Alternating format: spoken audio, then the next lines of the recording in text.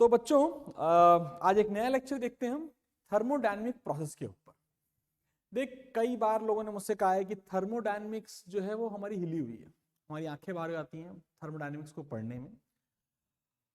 Problem thermodynamics में नहीं है, प्रॉब्लम कहीं ना कहीं तेरे अप्रोच में है। थर्मोडायनेमिक्स से ब्यूटीफुल पार्ट फिजिक्स में शायद ही कोई है मैकेनिक्स के बाद। थर्मोडायनेमिक्स अपने आप में एक पूरी की पूरी अलग पैरेलल फिजिक्स है और काफी कुछ बताने लायक है इसमें, लेकिन लेट्स मेक इट शॉर्ट और हम समझने की कोशिश करते हैं कि थर्मोडायनेमिक प्रोसेस क्या होता है और थर्मोडायनेमिक प्रोसेस को हम पढ़ते कैसे हैं, या फर्स्ट लॉ ऑफ थर्मोडायनेमिक्स कैसे इंपॉर्टेंट है।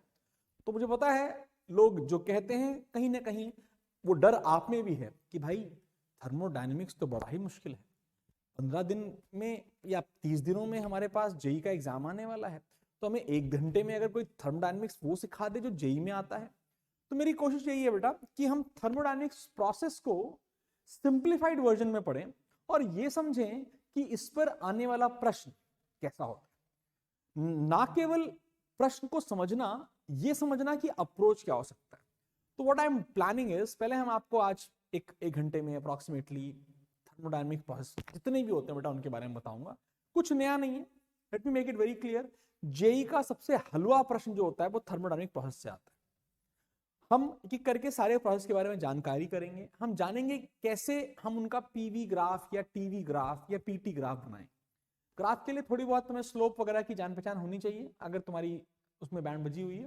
तो बहुत सिंपल है बेटा, 2-3 लेक्चर्स मैंने डाल रखे हैं, नाम है बेसिक मैथमेटिक्स, वो एक आपको मिल जाएगी प्लेलिस्ट। 4 घंटे में पूरी की पूरी फिजिक्स की मैथमेटिक्स क्लियर कर रखी है। हाउएवर अगर हम आज बात कर रहे हैं इस मंथ एंड में जेई के बारे में, तो भाई साहब थर्मोडायनेमिक प्रोसेस पे कैसे हम इसको अप्रोच क्या होना चाहिए। देख बेटा, थर्मोडायनेमिक प्रोसेस जो है वो एक आइडियल फ्लूइड नहीं हम करेंगे बेटा, आइडियल गैस करेंगे। I will always suggest you कि जब तुम थर्मोडायनेमिक्स पढ़ने जाओ तो काइनेटिक थ्योरी ऑफ गैसेस को थोड़ा डिटेल में पढ़ो। काइनेटिक थ्योरी ऑफ गैसेस जो कुल 5 पन्नों का चैप्टर है यार, और मैंने कोशिश करी है कि मैं उसके लिए भी एक लेक्चर लेके आऊंगा आपके लिए बहुत शॉर्ट में कि काइनेटिक थ्योरी ऑफ गैसेस क्या है। बट समझ, काइनेटिक थ्योरी ऑफ गैस जब तुझे आता है तब तुझे इंटरनल एनर्जी के बारे में जानकारी मिलती है। तो थर्मोडायनेमिक प्रोसेस जो है वो हम डिफाइन करते हैं बस एक लॉ से, जिसको तूने चौथी क्लास में पढ़ रखा है, that is conservation of energy. Conservation of energy के को ही बेस मानते हुए first law of thermodynamics is proposed to you. First law of thermodynamics के बारे में बात करते हैं थोड़ा 5 मिनट के लिए। तो देखो बेटा, अगर हम मानते हैं कि एक कंटेनर में आइडियल गैस है, आइडियल गैस की कुछ प्रॉपर्टीज होती हैं जो आप जानते हैं, देयर इज नो। अगर हम आइडियल गैस को सिंप्लीफाइड वर्जन में करें तो ध्यान रखना बेटा, इनके मॉलिक्यूल्स के बीच में आपस में कोई संबंध नहीं होता। तो ये समझ ले कि आइडियल गैस का एक मॉलिक्यूल जानता ही नहीं कि दूसरा मॉलिक्यूल भी अवेलेबल है। Simplified version of all the assumptions in a nutshell, कि भाई एक मॉलिक्यूल को पता ही नहीं है कि दूसरा भी कोई है। और उसकी प्रेशर की इक्वेशंस हैं जो हम बात करेंगे, मैं डिराइव भी कराऊंगा आपको आपके लिए, क्योंकि वो 11th क्लास के एग्जाम्स के लिए भी काफी इंपॉर्टेंट है। हाँ, हाउएवर आइडियल गैस को अगर हम हीट देते हैं बेटा, हीट को हम थर्मोडायनेमिक्स में Q से डिफाइन करते हैं। तो कोई भी अमाउंट ऑफ हीट जब जब किसी गैस को, that to an ideal gas को दी जाती है, तो वो उसके 2 कामों में आ सकती है। मान ले मैं यहां पर स्टॉपर लगा दूं। स्टॉपर का मतलब होता है बेटा कि this particular piston is not allowed to move. If it is not allowed to move, the total amount of energy you provide will go into increasing its internal energy। केवल और केवल इंटरनल एनर्जी में जाएगी बेटा, क्योंकि तूने क्या किया है, तूने इस वॉल्यूम को फिक्स कर दिया है। When volume is fixed, however, the thermodynamic work, that is PdV, सुना होगा, remains almost zero। तो इसलिए जो भी एनर्जी दोगे वो सारी की सारी कहां जाएगी, इंटरनल एनर्जी के अंदर जाएगी। पर वॉल्यूम फिक्स करने वाला कोई प्रोसेस है क्या? Isochoric process. whatever energy is given in an isocoric process simply goes into increasing the internal energy। अब सर इंटरनल एनर्जी क्या है? तो आसान भाषा में internal energy simply going to increase the temperature of a gas if the internal energy is increasing in case of ideal fluids। मैं बार बार fluids कह रहा हूं because gas is also a fluid, but however it is not the right word ideal gas बोलने की मैं कोशिश करूं। Moreover अगर हम बात करें तो कंजर्वेशन ऑफ एनर्जी क्या कहती है, मैंने हीट दी भाई, पूरी की पूरी हीट तो इंटरनल एनर्जी में जा रही है। ऑब्वियसली ये समझने का सही तरीका नहीं है। हम क्या कर सकते हैं, हम कह सकते हैं कि मान लो इस पर्टिकुलर पिस्टन को हम अलाउ करते हैं, तो हमने हीट दिया, हीट दी, कुछ अमाउंट ऑफ एनर्जी एब्जॉर्ब होगी और दूसरी कुछ अमाउंट ऑफ एनर्जी एक्सपेंशन में जाएगी. That means this piston will go upwards. If the piston is going upwards, obviously you are doing some amount of work and that work is simply known as thermodynamic work. तो simple भाषा में energy दी, internal energy गई, बढ़ी या घटी जो भी हो सकता है, एंड साथ में वर्क हुआ. तो inlet is the delta Q, that is change in energy. The outlet में हमें चेंज इन इंटरनल एनर्जी मिलती है एंड साथ में मिलता है थर्मोडायनेमिक वर्क. व्हेन आई से thermodynamic work, I will derive it right now कि थर्मोडायनेमिक वर्क कुछ नया नहीं है, वही F डॉट dx से ही निकलता है, जिसको इवेंचुअली आप PdV कहते हैं. However, this is a very important sign convention जो important है सारे न्यूमेरिकल्स को करने के लिए. और फील के साथ साइन कन्वेंशन को फॉलो करेंगे. देख तो अगर हीट सिस्टम को देता है, heat is given to the system, heat is positive, heat is taken out from the system, heat is negative. Simple. जब हम बात करते हैं इंटरनल एनर्जी की मेरे बच्चे, तो इंटरनल एनर्जी में तुझे ये समझ में आना चाहिए कि जब भी टेम्परेचर इंक्रीज होगा आइडियल गैस का, इंटरनल एनर्जी पॉजिटिव रहेगी, change in internal energy positive है. अगर टेम्परेचर डिक्रीज हो रहा है तो चेंज इन इंटरनल एनर्जी मेरे बच्चे नेगेटिव है. As simple as that. दो साइन कन्वेंशन बड़े इजी. तीसरा बड़ा मजेदार है, किताबों में ऐसे लिखते हैं work done by the gas is positive. Don't remember it like this. Remember that the work done is formula, जो फॉर्मूला है वो PdV है. PdV में चेंज इन वॉल्यूम की बात की जाती है. बेटा अगर वॉल्यूम बढ़ता है, वॉल्यूम कब बढ़ सकता है? जब गैस अंदर से प्रेशर लगाएगी, तो उसको बोलते हैं work done by the gas. Volume is increasing and therefore work done is positive. However, if you are doing work, you are compressing a gas, volume is decreasing, work done on the gas is taken as negative. Simple भाषा में. I hope जो मेरे सामने लिखा है आपके पास available है. Screen को पॉज करो, फटाक से इसको उठाओ और छाप लो. इंपॉर्टेंट है, you have a ready reference of sine convention also. ठीक है, मेरे साइन कन्वेंशन बड़े सिंपल होते हैं भाई साहब. थोड़ी दिल से जो आए ना साइन कन्वेंशन की, ऐसा होना चाहिए. साइन कन्वेंशन वही फॉलो करो, तुम अपना खुद का साइन कन्वेंशन बना सकते हो, उसमें गलती नहीं होती. Because just you have to make that sign convention throughout the question. ऐसा नहीं होना चाहिए ये क्वेश्चन के इनिशियल पार्ट में कोई और साइन कन्वेंशन है, बाद में कोई और हो गया. हम ये कोशिश करेंगे कि साइन कन्वेंशन जो वेल डिफाइंड है उनको यूज करें फॉर सिंप्लिसिटी, फॉर यूजेबिलिटी हर लेवल पे. आई होप छाप लिया हुआ. आगे बढ़ते हैं. तो बेटा फिर हम क्या करते हैं, आगे के जो 3 स्लाइड्स हैं उसमें हम ऐसे करते हैं. बात करते हैं इंटरनल एनर्जी के बारे में. भाई ये क्या होती है, कैसे निकलती है, क्या फॉर्मूला है, किस फॉर्मूले से आती है, एग्जैक्टली इसकी डेफिनेशंस वगैरह क्या है. फिर हम पढ़ते हैं वर्क डन एग्जैक्टली क्या है. तो हमारा मुद्दा अभी प्रोसेस में not to discuss about heat है, बिकॉज हीट के लिए हीट ट्रांसफर एक पूरा चैप्टर है जिसका भी लेक्चर जल्दी मिलेगा आपको. हर वीक में 3 लेक्चर्स बनाने का प्लान है मेरा, और I am planning my best कि वो सब कुछ आपको मिले जेई के लिए भी. और ये लेक्चर्स मैं ऐसे रिकॉर्ड कर रहा हूँ कि भाई अगर एक क्लास 11th का बच्चा भी इसको देखता है तो उसके लिए बेस्ट होगा. एक ब्रीफ में you have a very important chapter revised in an hour, maximum 1 घंटे में. आगे बात करते हैं. चलिए, तो let's talk about internal energy. बेटा मैं बार कहता हूं कि बिना केटीजी पढ़े थर्मोडायनेमिक्स में कूदना कई बार हानिकारक हो सकता है. तो हानिकारक क्यों होता है? Because you don't have the feel of internal energy. Exactly energy आती कहां से है आइडियल गैस के पास. तो मैं रिक्वेस्ट करूंगा इस पर्टिकुलर पॉइंट पे, I am very sure about कि many of you may be knowing the formula which I have written, that the internal energy is given by half NFRT, where R is gas constant, N is number of moles, F क्या है? अगर आपको F पता है इस समय बता पा रहे हो तो प्लीज कमेंट में लिख के बताओ कि F क्या है. Degree of freedom of A gas. तो एक बहुत ही, मैंने केटीजी को 3 पार्ट्स में डिवाइड किया हुआ है. एक लेक्चर आपको मिलेगा डिग्री ऑफ फ्रीडम के बारे में, जो कि बहुत छोटा सा होगा, 15 मिनट का. आगे बात करते हैं. तो ये फॉर्मूला याद रखिए. ये फॉर्मूला आपको जेई में कम से कम एक क्वेश्चन उठा के देगा. केवल यही फॉर्मूले की बात कर रहा हूं, तो प्लीज प्लीज प्लीज इसको याद रखें. Half NFRT. तो change in potential, change in internal energy को डिफरेंशिएट कर देते हैं. हाफ NFR तो वैसे भी कांस्टेंट है, टेम्परेचर पर डिपेंड करता है. आइडियल गैस के केस में वेरी इंपॉर्टेंट, आइडियल गैस के केस में नीट वालों याद रखो, डायरेक्ट क्वेश्चन आता है कि भाई साहब आइडियल गैस में internal energy is only a function of absolute temperature. ये टेम्परेचर कौन से स्केल पे लेंगे हम? एब्सोल्यूट स्केल पे लेंगे. थर्मोडायनेमिक्स में डिग्री सेल्सियस जैसी कोई चीज नहीं होती, ये याद रखना. चाहे वो कार्नोट साइकिल का डेरिवेशन हो, चाहे वो किसी चीज का भी डेरिवेशन हो, थर्मोडायनेमिक्स में डू नॉट एवर डिस्कस और take degree Celsius as the reference, हमेशा केल्विन में लेंगे so that we have all the formulae जो हमारे पास अवेलेबल है वेल डिफाइन, हम उनको यूज कर पाए। मोरओवर बहुत इंपॉर्टेंट दो बातें बेटा, इंटरनल एनर्जी इज याद रखना हमेशा बेटा, internal energy for an ideal gas only temperature depend करती है। और दूसरी बात है बेटा कि जो इंटरनल एनर्जी वो पॉइंट फंक्शन है, मतलब अगर मैं एक पॉइंट ए और एक पॉइंट बी, अगर मैं पॉइंट ए और पॉइंट बी के बारे में बात करूं, लेट्स से एक पॉइंट यहां पर है, पीवी कर्व के बारे में बात कर लेते हैं, कोई सा भी देखते हैं तुम ये पीवी कर्व पहचान पाते हो कि नहीं पहचान पाते हो। I am very sure about, बहुत सारे बच्चे ये कर्व जानते हो। अगर आप जानते हैं इस कर्व का नाम तो प्लीज, जानते हो यार, पक्की बात है भाई, फालतू क्वेश्चन पूछ रहा हूं। लेकिन इसे बोलते हैं आइसोबैरिक कर्व, दिखाई दे रहा है प्रेशर रिमेन्स कांस्टेंट। हाउएवर कुछ बातें नोट करो बच्चे, यहां पर point number 1 and point number 2, there are two different thermodynamic points हैं जहां पर दो अलग वेरिएबल्स हैं, एक प्रेशर एक volume, as well as temperature भी होगा, नो डाउट होगा जरूर, हम उसके बारे में बात अभी नहीं कर रहे। हम नहीं पता कि भाई टेम्परेचर बढ़ रहा है घट रहा है। Obviously if you have good knowledge of thermodynamics you will be able to tell me कि 1 से 2 में टेम्परेचर बढ़ेगा कि घटेगा, ठीक है।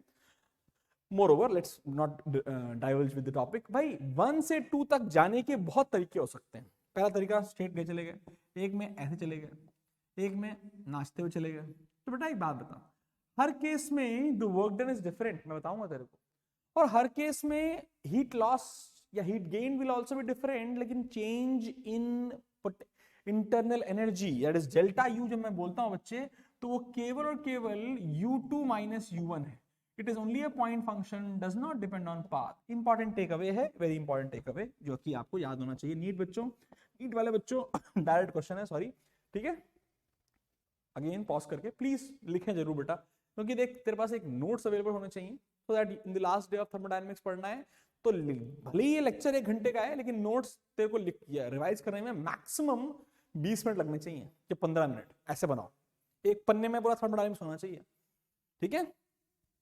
चलो आगे बात करते हैं वर्क के बारे में, डिटेल बात करूंगा वर्क के बारे में, बिकॉज ये भाई साहब थोड़े इंपॉर्टेंट समझते हैं अपने आप को और है भी इंपॉर्टेंट।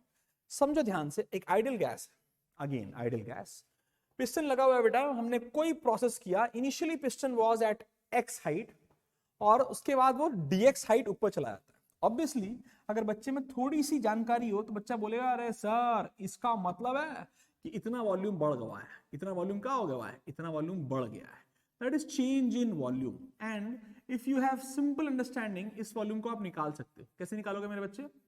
अरे भाई वॉल्यूम निकालोगे ना, कैसे निकालते हैं? Area of base into height. यहाँ पे हाइट कितनी है? एरिया ऑफ बेस अगर मैं ए मानता हूं तो हाइट कितनी है मेरे बच्चे? इतना पोर्शन की हाइट कितनी है? अबे यार बोलते नहीं है, dx। तो वॉल्यूम कितना हो गया बेटा? dv, और कुछ नहीं, क्या सिंपली a dx हुआ? थोड़ा आवाज के साथ बोलेंगे, अगर ऑनलाइन देख भी रहे हो तब भी बोलो a dx, यस। तो ध्यान दे, अगर मैं बात करता हूं वर्क डन कितना होगा, तो देख पक्की बात है बेटा, फोर्स इस पे लग रही है, एक्सपेंशन हो रहा है, फोर्स को मैंने डिनोट किया कैपिटल F से। फोर्स का फॉर्मूला है pressure into area, pressure into area मैंने फोर्स कर दिया और इनटू dx कर दिया। What is a into dx? अभी ऊपर लिखा है dv।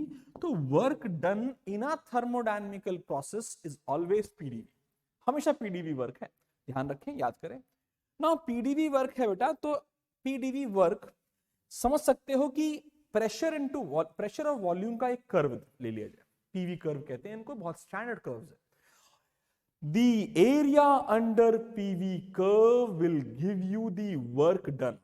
जो भी आए, पॉजिटिव आ रहा है तो पॉजिटिव है, नेगेटिव आ रहा है तो नेगेटिव है। और ये बहुत इंपॉर्टेंट है भाई, एरो, ये एरो बहुत इंपॉर्टेंट है। सर क्यों इंपॉर्टेंट है?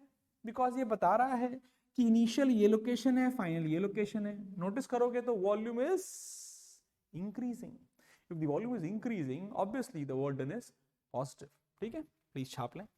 लेकिन बिफोर वी गो अहेड, एक बहुत क्लासिकल बात है बेटा, जो कि हमने पढ़ रखी है, conservative forces, non dissipative forces, जिनका पाथ डिपेंडेंट फोर्स, वो वर्क जिन पे जो पाथ पे डिपेंड नहीं करते।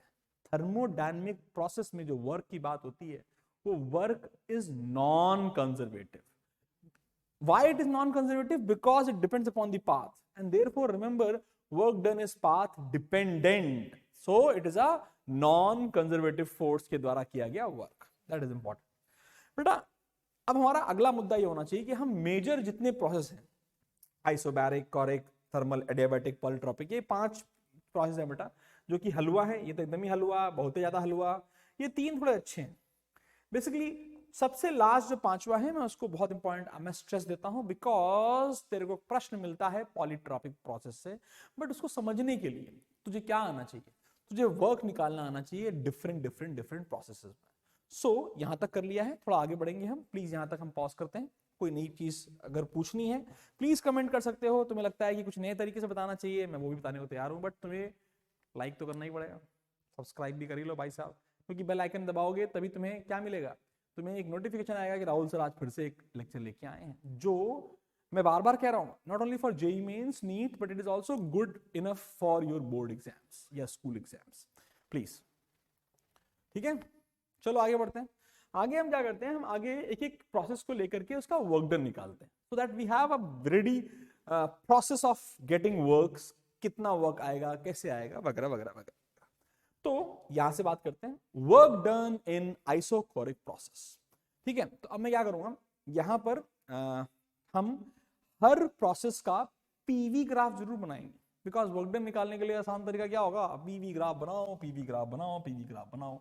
तो आइसोकोरिक क्या है बच्चे, अगर मैं प्रेशर और वॉल्यूम की बात करूं तो volume is constant. When volume is constant the simple formulation of curve will be ऐसे हो जाएगा ना, ऐसे हो जाएगा।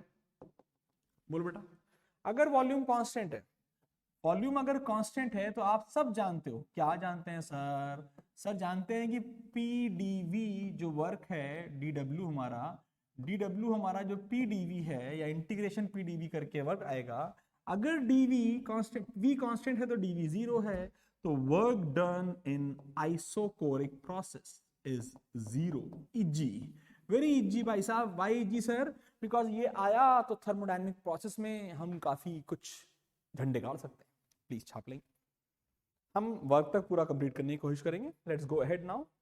The next work done is my favourite, isothermal process. काफी काफी काफी इंपॉर्टेंट है। I am not dealing with process क्या होता है एग्जैक्टली, हाँ मैं ये बताना जरूर चाहूंगा कि कंडीशन क्या है। Condition is temperature remains constant, temperature remains constant.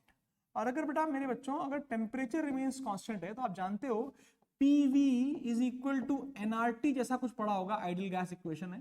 ध्यान दो, ये दोनों अंकल पहले ही कांस्टेंट है, PV कांस्टेंट हो जाए तो जो हमारी इक्वेशन आती है वो आ गई PV is equal to constant, PV is equal to constant. और वो कांस्टेंट क्या है वो आपको दिखाई दे रहा है। ठीक है बच्चों, अब ध्यान देना इसका कर्व कैसे आएगा। ध्यान दो, ये प्रेशर है और ये लेट से वॉल्यूम। ध्यान देना, मैंने कहा पॉइंट नंबर 1 से पॉइंट नंबर 2 तक जाते हैं, और let's say if I ask you what is this, it is a constant temperature line, let's say temperature is T। तो इस टेम्परेचर लाइन को हम क्या बोलते हैं, आइसोथर्मल। क्या बोलते हैं बच्चे, आइसोथर्मल प्रोसेस। टेम्परेचर कांस्टेंट है। क्लासिकल प्रोसेस कौन से हैं, कंडेंसेशन हो गया, मेल्टिंग हो गया, जहां लेटेंट हीट का इवोल्यूशन या एब्जॉर्प्शन हो रहा हो, वो प्रोसेस तेरे हमेशा आइसोथर्मल होते हैं। Temperature remains constant.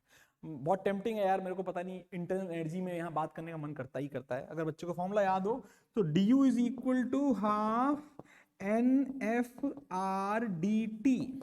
तो dt ने कर दिया अब टाटा, तो भैया du की वैल्यू कितनी आ गई, 0। यानी कि ध्यान देना, what ever work is done in an isothermal process comes out from the heat given to it. There is no change in internal energy. So it is one of the finest processes to do work. Rather, they are one of the best processes to do thermodynamic work. The problem ये है बच्चे कि isothermal process, that is temperature remains constant, को conduct करना इतना आसान नहीं। समझना क्यों? आइसोथर्मल प्रोसेसेस मैं बताऊंगा वैसे भी, जब मैं प्रोसेस के बारे में बात कर रहा हूँ ना, फिर भी isothermal processes are very slow process. काहे? क्वेश्चन है क्यों, वो हम समय के साथ समझेंगे। अगर आपको आंसर आता है तो प्लीज प्लीज मेंशन करें नीचे कि आइसोथर्मल प्रोसेस स्लो क्यों होंगे। ठीक है, चलो आगे बात करते हैं। तो अब हमने क्या बोला भाई साहब, इसको सॉल्व करना है जी। हमने कहा ठीक है, P इक्वल टू कांस्टेंट को हमने, let's say you know that constant is nRT, that constant is nRT. However, let's name that constant as K. हम इसको क्या बोलते हैं, अब भैया तुम्हारा नाम आज से क्या है, तुम्हारा नाम आज से के है। हाँ, however you know that K is nRT. Okay. dw आप जानते हो, इट इज pdv। अगर आप नोटिस करें तो p is nothing but k by v। Let's put this here. तो dw is equal to k by dv by v from initial volume v1 to final volume v2। ठीक है जी, कोई rocket science तो ना है भैया, कहीं पर भी देख लेना, कोई रॉकेट साइंस तो बता देना, v1 v2 है, कोई रॉकेट साइंस नहीं है। बाकी इसका डिफरेंशिएशन करना या सॉरी इसका इंटीग्रेशन करना हलवा है और बच्चे को मेरे आता होगा, फिर भी मैं आपको यहाँ कर देता हूँ। इसका इंटीग्रेशन क्या हो जाएगा, यहाँ तो वर्क आ जाएगा, यहाँ पर k आ जाएगा और log natural log ln v हो जाएगा from v1 to v2, from v1 to v2। सुंदर है, ध्यान देना। अगर सुंदर है तो हमने कहा भाई थोड़ा और देख लेते हैं इसको और डिटेल में समझ लेते हैं। ये कितना आ गया मेरे बच्चे, ये आ गया k टाइम्स ln, बेटा हो जाएगा ना v2 माइनस v1 होगा, that is v2 upon v1 is your formula, v2 upon v1 is your formula. However k is nothing but nRT, तो स्पेसिफिक प्रोसेस के लिए nRT ln v2 by v1 is my work. Simple. हमने कहा sir क्या पढ़ा रहे हो, sir जी इसलिए पढ़ा रहे हैं क्योंकि फॉर्मूला डिराइव करो, याद मत करो, सेकंडों में डिराइव हो जाता है यार, मुश्किल से 1 मिनट लगे इसको डिराइव करने में, लेकिन इसका एक फॉर्मुलेशन है, एक और फॉर्मुलेशन हो सकता है। क्या हो सकता है, ध्यान देना। क्या हम जानते हैं pv is equal to constant का मेरे बच्चे मतलब क्या है? मतलब ये है कि p1 v1 बराबर p2 v2, यानी कि p1 by p2 is equal to v2 by v1। हम यहां रख देते हैं, एक और फॉर्मूला बन जाएगा nRT ln क्या है बच्चे, p1 by p2, that is your formula and that is important formula और बहुत सिंपल है, कोई बहुत रॉकेट साइंस फॉर्मूला तो है नहीं कि आपको आएगा नहीं। डेरिवेशन भी इजी है, प्लीज छाप ले again your work, important work. Again 11th वालों बच्चों, ये तुम्हारे एग्जाम में जरूर पूछा जाता है कि what is the work done in an isothermal process. Step number 1 है क्या इक्वेशन होती है, स्टेप नंबर 2 है कर्व क्या होता है। मैं तुझसे पूछना चाहता हूँ आइसोथर्मल कौन सा है, वॉल्यूम बढ़ रहा है, इसको बोलते हैं आइसोथर्मल एक्सपेंशन। क्या बोलते हैं बच्चे, आइसोथर्मल एक्सपेंशन। छाप लें, that is your isothermal process. बेटा फिर आते हैं एडियाबैटिक पे, कर लें वो भी हल्का सा, छाप लो वैसे तो। चलो कोई टेंशन नहीं है, सब बकवास पढ़ा रहा है मास्टर, कोई रॉकेट साइंस नहीं है जितना पढ़ाया गया आपको। फिर आता है बेटा, फिर आता है आपका डू इट योरसेल्फ। एक क्वेश्चन देने का मन कर गया भाई साहब। मान लो बेटा मैं आपको प्रोसेस दूं, लेट से प्रोसेस आपको दिया गया, प्रोसेस है हाँ pv की power 2 is equal to constant, यानी pv स्क्वायर इज कांस्टेंट। ये आपकी पावर का फॉर्मूला है और कांस्टेंट को मैं बोल रहा हूं कि आप के ले लो, कोई दिक्कत नहीं है। और आप मुझे इसका वर्क निकाल के दिखाओ पूरा। It is important, it is easy. इसको बोलते हैं पॉलीट्रॉपिक प्रोसेस। किसी भी पावर pv की पावर कुछ भी हो जाए भाई, हमें टेंशन नहीं है, हमें निकालना आता है। प्लीज छाप ले, ठीक है। हाँ तो भाई अब आते हैं हम अपने work done bye adiabatic process. बेटा बहुत सारे बच्चों को ये स्पेसिफिक पार्ट हम टैग करेंगे नीचे, because work done in adiabatic process क्या है। एडियाबैटिक प्रोसेस अपने आप में बहुत इंपॉर्टेंट प्रोसेस है। I hope many of you would be knowing कि एडियाबैटिक प्रोसेस कुछ और नहीं, कौन सा होता है बेटा, डेल्टा क्यू इक्वल्स टू 0। बड़ा मस्त प्रोसेस है भाई, मजेदार, एकदम जबरदस्त। हाँ इसकी इक्वेशन कैसे आती है, पीवी की पावर गामा क्या है और गामा क्या होता है उसके बारे में तो चलो पता ही है। प्रोसेस इक्वेशन क्या है, व्हाट इज प्रोसेस इक्वेशन? बेटा प्रोसेस इक्वेशन है, प्रोसेस इक्वेशन इसकी होती है पीवी की पावर गामा इज कांस्टेंट, जिसको हम अभी के मान के चलते हैं। Gamma is equals to constant. मेरे बच्चे जानते होंगे गामा कुछ और नहीं सीपी बाय सीवी है, जो भी और भी जानते होंगे, and CP minus CV Mayer's formula है इज इक्वल टू आर। ये सारे फॉर्मूले हैं गैस कांस्टेंट। हम इसके बारे में अलग से बात जरूर करेंगे जब हम एडियाबैटिक प्रोसेस को और डिटेल में समझ रहे होंगे। अभी तो हमारा काम है केवल वर्क डन के बारे में बात करना। हम आते हैं कर्व बनाते हैं। देखिए कर्व क्या हो जाएगा बेटा, ये भी समथिंग लाइक आइसोथर्मल प्रोसेस है, लेकिन इसका कर्व ज्यादा स्टीप होता है। तो देखिए ये आपका पॉइंट नंबर 1 है, पॉइंट नंबर 2 है, ये कांस्टेंट टेम्परेचर लाइन नहीं है, यहां पर delta Q is equal to 0 है। तो ठीक है, कोई दिक्कत नहीं, लेकिन हम ये जानते हैं कि ये अगर ये एक एडियाबैटिक प्रोसेस है, हीट का लॉस नहीं हो रहा, गेन नहीं हो रहा, तो P1 V1 बराबर P1 V1 की पार गामा बराबर P2 V2 की पार गामा बराबर TO K होगा। आओ चलो निकालते हैं वर्क डन। वर्क डन जो आप जानते हो dW is equal to integration of P dV है। P हम यहां से निकाल लेते हैं, कितना बच्चे, integration of K by V की पार गामा इंटू dV है। थोड़ा और सुंदर लिखते हैं, के अंकल को बाहर निकालते हैं, इंटीग्रेशन ऑफ V की पार थोड़ा सुंदर लिखते हैं minus gamma dV from V1 to V2। थोड़ा सुंदर सुंदर करते हैं जल्दी जल्दी। तो वर्क डन तो W हो गया। अच्छा आ जाओ, के अंकल को बाहर रहने दिया, बाकी आपको थोड़ी बहुत जानकारी जरूर होगी इंटीग्रेशन की। तो ये हो गया V की power minus gamma plus 1 upon minus gamma plus 1 from V1 to V2। आसान है ना, रॉकेट साइंस नहीं है। और देखते हैं थोड़ा और, तो ये कितना होगा बच्चे, ये हो गया K टाइम, ये कितना होगा बच्चे, मैं 1 माइनस गामा को बाहर निकाल लेता हूं, 1 माइनस गामा को बाहर निकाल लिया, अंदर क्या आ गया बच्चे, ये आ गया V2 1 minus gamma minus V1 1 minus gamma. That is your first सुंदर formula in terms of pure volumes. But yes, we can always have better formulas. देखते हैं कैसे। K की वैल्यू रख देते हैं और यहां पर आइए रखते हैं वैल्यूज। K की वैल्यू अगर यहां रख दी जाए तो क्या हो गया मेरे बच्चे, W is equal to 1 upon 1 minus gamma. K की जो वैल्यू है बेटा वो P1 V1 की पार गामा है, तो जहां V2 है वहां पर P2 V2 की पार गामा करते हैं, तो P2 V2 की पार गामा, ये तो K आ गया, और साथ में V2 into 1 minus gamma minus P1 V1 की पार गामा इंटू V1 की पार 1 माइनस गामा, ये आ गया। देखो बच्चों डरना नहीं, एकदम बकवास है। ये क्या है, ये तेरा K है, ये क्या है, ये भी तेरा K है।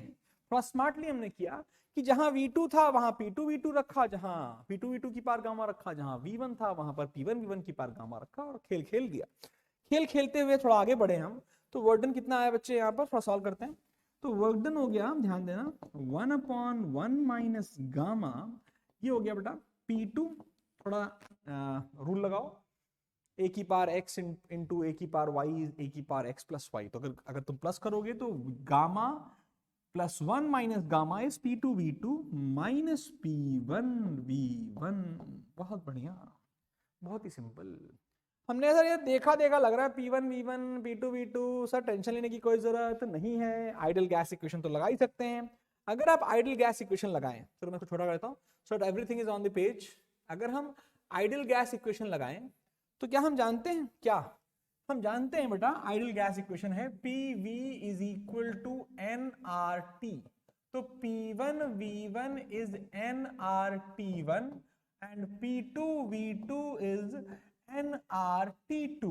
ध्यान देना, इनको यहां पुट कर देंगे तो W की वैल्यू कितनी हो गई, ये वर्डन आ गया 1 अपॉन 1 माइनस गामा। यहां पर बच्चे क्या है, P2 V2 is nRT2 minus nRT1। सुंदर फॉर्मूला बनता है, और फॉर्मूला क्या है, फॉर्मूला है nr बाहर निकाल लिया, 1 माइनस गामा के साथ उसको रख दिया, अंदर बच गया T2 minus T1। Simplest formula for adiabatic work done. Important भी है, हमें टेम्परेचर के टर्म्स में ज्यादा जरूरत पड़ती है। Again it is not a simple derivation, और rather it is a very simple derivation. यार क्या बात कर दी, क्या ही किया है इसमें, एक छोटा सा इंटीग्रेशन तो किया है, छोटा सा इंटीग्रेशन प्रोसेस वही है जो बार बार करते आ रहे हैं, आगे बढ़ जाते हैं, देख लीजिए प्लीज। हाँ, फॉर 11th क्लास के बच्चों इट इज वेरी इंपॉर्टेंट, जो मेरे प्यारे बच्चे हैं याद रखें, इसको हमें पढ़ना ही पढ़ना है, इसे हमें याद करना है, ये आपको शेयर अलग से भी किया जाएगा, प्लीज ध्यान दें। चलिए ठीक है, so will go to the next topic then. इसमें हमने आइसोकोरिक आइसोबैरिक, आइसोबैरिक का मैंने नहीं कराया, बहुत ही बकवास है, P कांस्टेंट है तो फिर क्या ही वर्क डन निकालोगे, work done will be the area under the curve, that is PdV, सीधे सीधे।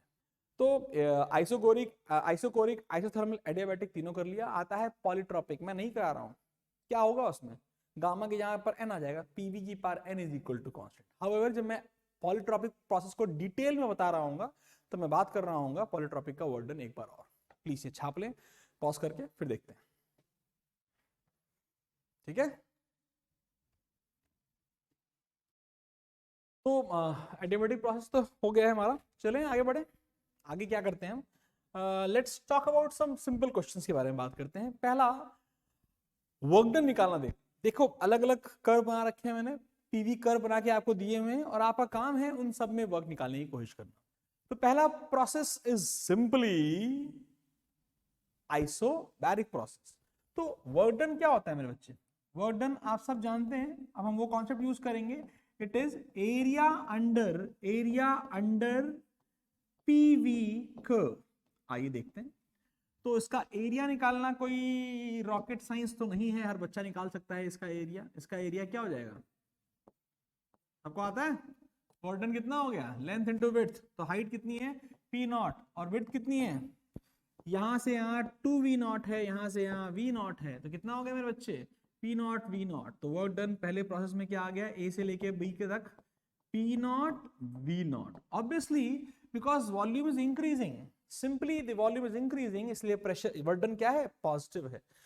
अगर हम समझें तो एरिया अंडर द कर्व में एरो का बहुत इंपॉर्टेंट ध्यान रखेंगे। इजी क्वेश्चन था, पहला खुद कर लो। चलो आओ बेटा दूसरा देखते हैं। पॉज करो, कोशिश करो बेटा, इसको करने की कोशिश करो, हलवा क्वेश्चन है। I will just want you to try this कि इसका वर्डन क्या होगा। चलो पॉज कर दिया, आओ देखते हैं। अगर नोटिस किया जाए तो इसका एरिया अंडर द कर्व क्या है बेटा, जब हम एरिया अंडर द कर्व की बात करते हैं ना मेरे बच्चे, तो area under the total curve होता है हमेशा, यानी ये पूरा का पूरा आपका जो वर्डन है वही। Obviously it has two parts. Part area number 1 एक पार्ट है, यानी हम इसको यहाँ पर ऐसे कर देते हैं, ये एरिया नंबर 1 है जो कि एक ट्रायंगल एरिया है, और एक एरिया नंबर 2 है। तो वर्क डन इन दिस वाले एरिया में कितना हो जाएगा, P naught into V naught, अभी भी करके आए हैं। और इस वाले में थोड़ा ध्यान देते हैं, तो इसका एरिया निकालेंगे, तो इसका एरिया क्या हो जाएगा, इसका एरिया हो जाएगा बेटा half into base, let's say we'll name this C, half into base यानी A C into the height B C. What is the base A C, AC का बेस कितना है बेटा 2v naught minus V naught, कितना बच्चे half into 2v naught minus V naught is v naught and 2p naught minus p naught is p naught. This is p naught v naught by 2, दोनों में ही positive work है, दोनों add हो जाएंगे, simple simple. Work done क्या हो गया net, simple सी बात है, a से लेकर के b का वर्क हुआ, इन दोनों को ऐड करोगे तो कितना आ जाएगा, 1.5 और 1, एक और 1.5, 3/2 p naught v not easy. काफी इजी क्वेश्चन है, ध्यान दें। क्वेश्चन नंबर 2 एक और देखते हैं। अगला again I will give you some time. हमें वर्क डन निकालना है ए से बी से, कौन कौन सा, यहाँ पे बहुत सारे प्रोसेस हैं बेटा। वर्क निकालो ए से बी का कितना है, वर्क निकालो बी से सी का कितना है, और वर्क निकालो सी से ए का कितना है। देखो सर जी बी सी तो आइसोकोरिक है, वर्क डन 0 है। ए बी अभी अभी निकाला है, देखो ए ये वाला था ए बी, तो ए बी का वर्क कितना निकाला था अभी 3/2 P naught V naught. Sir AC वाला पार्ट भी निकाल चुके हो। एसी जो प्रोसेस है ध्यान देना, इसका एरिया अगर मैं बात करूं, इसके एरिया की बात, तो बेटा वॉल्यूम इज डिक्रीजिंग, सी से ए आ रहा है, तो work done area under curve जरूर है, लेकिन वो पी नॉट वी नॉट, लेकिन वर्क डन कितना है नेगेटिव। कैसे आया ध्यान दो, पी डीवी फॉर्मूला होता है, that is P V final minus V initial formula होता है। नोटिस करो P V final is V naught, V initial was 2V naught, कितना मेरे बच्चे minus P naught V naught, that is the total case, simple। अगर मैं तुझसे पूछूं what is the work done in ABC process, ABC A जो पूरा cyclic process है उसमें क्या वर्क डन हुआ, सबको ऐड कर दो, कितना हो गया, being P naught V naught by 2, simple easy, कर लिया होगा। एक और देखते हैं, मेरा फेवरेट क्वेश्चन है ये, देखते हैं ध्यान से। आपसे कुछ नहीं दिया है, आपसे केवल ये पूछा है कि वर्क डन इज पॉजिटिव, पहला option, work done is negative, तीसरा ऑप्शन, वर्क डन इज 0 और लास्ट चौथा option none of the above, none of the above. ये एक जानदार क्वेश्चन है, मल्टीपल मतलब पीवाईक्यू तो नहीं बोलूंगा, हाँ से आया होगा। इनमें से कौन सा करेक्ट ऑप्शन कौन सा है बताओ? एमसीक्यू है, बताओ। ध्यान दो, प्रोसेस इज साइक्लिक। हाँ, work done in a cyclic process zero नहीं होता है, change in internal energy zero होता है। अभी मैंने पीछे क्वेश्चन कराया है, साइक्लिक प्रोसेस था, वर्क डन जीरो नहीं आया था, देखो नोटिस करो इस बात को, ठीक है। तो अब क्या करना है, हमने कहा भाई बहुत ही सिंपल है। क्या सिंपल है? कैसे करेंगे? एक काम करते हैं, पॉज कर लो, आई होप पॉज कर लिया होगा और सोच रहा होगा मेरा बच्चा। अब हम यहां पर एक हॉरिजॉन्टल लाइन खींच देते हैं, आइए इस लाइन को ऐसे खींच दिया समझने के लिए। तो ये ए है और ये बी है, तो नोटिस करना मेरे बच्चे, ए से बी तक का जो वर्क है, जो ऊपर वाला पाथ है, उसका वर्क कितना है? उसका वर्क है, नोटिस करना, उसका वर्क पूरा ये और साथ में कहां तक है बच्चे? पूरा नीचे तक है। बोल है कि नहीं? अभी सीखा है मैंने। ए से बी तक का पॉजिटिव वाला वर्क ये, ओके ठीक है। बी से ए तक जो नीचे ये पाथ 1 है, तो A1B का शेडिंग मैंने आपके सामने करी। अच्छा, B2A की शेडिंग क्या होगी? नोटिस करते हैं, तो B2A की शेडिंग क्या होगी मेरे बच्चे? चलो, कौन सा एरिया बड़ा है? A12 का एरिया बड़ा है रादर देन B2A का area, obviously work done is positive. लेकिन अगर ऐसा नहीं होता, अगर ऐसा नहीं होता मतलब कैसा होता सर? सर ऐसा होता कि ये पीवी कर्व आप बनाते सुंदर सुंदर, फिर आप बोलते ये लो भैया गोला गोला ले लो गोला भैया, और गोले में बोलते भैया तुम तो एंटी क्लॉकवाइज। अब बताना एंटी क्लॉकवाइज में क्या होता? देख, फिर वही ए से बी की अगर बात की जाए तो ए से बी इस बार वर्क नेगेटिव है, क्योंकि वॉल्यूम इज डिक्रीजिंग, तो ये पाथ नेगेटिव है, ये पाथ पॉजिटिव है, नेगेटिव ज्यादा है, वर्क डन क्या हो जाएगा? वर्क डन इस वाले केस में हो जाएगा नेगेटिव। तो हमने कहा अच्छा सर, क्लॉकवाइज होगा प्रोसेस साइक्लिक, तो वर्क डन पॉजिटिव होगा, एंटी क्लॉकवाइज होगा प्रोसेस, तो वर्क डन क्या हो जाएगा मेरे बच्चे? साइक्लिक होना चाहिए, साइक्लिक क्या होना चाहिए? नेगेटिव हो जाएगा। Simple, this is your take away. It is a very important question, this was asked in NEET somewhere, I don't remember the name of the exam, किस साल में लिया गया था याद नहीं है बच्चे, लेकिन ये आया है। चलो एक होमवर्क के लिए करते हैं, कंक्लूड करते हैं lecture number 1 of thermodynamics. Second lecture में जब हम मिलेंगे तो हम बात करेंगे जरूर, लेकिन पहले तो ये बात करते हैं, आपको मैंने एक होमवर्क की तौर पे दे रहा हूं। नेक्स्ट जब मिलते हैं हम इस क्वेश्चन को डिस्कस करेंगे सबसे पहले, to proceed the next topic. यहां पर एक गैस है which is helium gas, monatomic है। मोनोटॉमिक के लिए डिग्री ऑफ फ्रीडम क्या होता है मुझे नहीं पता, तुम्हें पता होना चाहिए। और यहाँ पर 2 मोल की गैस, आपको चेंज इन इंटरनल एनर्जी के बारे में बात करनी है, आपको वर्क के बारे में बात करनी है, और आपको delta Q by first law of thermodynamics इन दोनों का सम निकाल करके मुझे देना है। You cannot use any other variable except V0, T0 and P0. Specifically, I will love the answers in terms of temperature only. That will give me a, कहते हैं ना, आपको किक मिलेगा भाई साहब, क्योंकि थर्मोडायनामिक्स में टेम्परेचर अगर सही से आता होगा तो तुम्हें फील करने में मजा आएगा। प्लीज होमवर्क के तौर पे जरूर करेंगे हम, अगला लेक्चर जैसे ही शुरू करते हैं और उसमें आपको इसका सोल्यूशन मिलेगा। प्लीज कमेंट करें इसका, अगर आप इसका आंसर कमेंट कब करेंगे नीचे आप कमेंट में डाल सकते हैं, कोई क्लिप ऐड कर सकते हैं, अपना आंसर ऐड कर सकते हैं। जो बच्चा इसको कमेंट कर देता है we will have some goodies for them, जरूर से जल्दी से करें। तो बेटा यहां पर आते हुए हम थर्मोडायनामिक्स के लेक्चर नंबर 1 को खत्म करते हैं। I hope you have loved this lecture, it was a simple 40 minute lecture जहां पर मैंने तेरे को बेसिक्स ऑफ वर्क बता दिया है। इंटरनल एनर्जी में कोई रॉकेट साइंस है नहीं, और अब हम अगली क्लास में जब मिलते हैं तो हम आइसोबैरिक, आइसोकोरिक, एडियाबैटिक, पॉलीट्रॉपिक इन सब में बात करेंगे। हम इनकी स्पेसिफिक हीट या मोलर स्पेसिफिक हीट के बारे में बात करेंगे। सो कीप पोस्टेड, लाइक कर दो बेटा, सब्सक्राइब कर दो, so that you get the notification जब हमारा next lecture with in 2 days आपको मिलेगा। All the best, keep rocking, दिमाग लगाओ, बुद्धि लगाओ और समय जरूर लगाओ भाई साहब, क्योंकि जीतने के लिए हमेशा number of man hours is very important. Okay, tata bye bye, मिलते हैं।